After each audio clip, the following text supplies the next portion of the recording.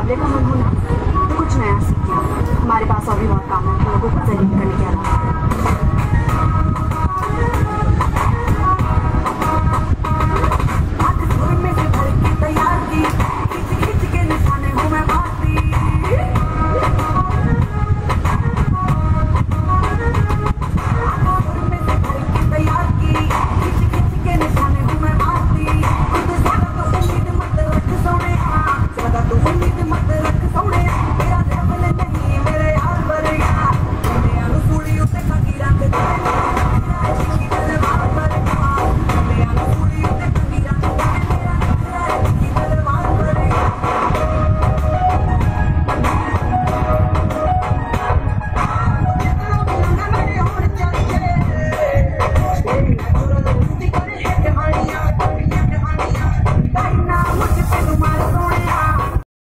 Please like and subscribe our channel.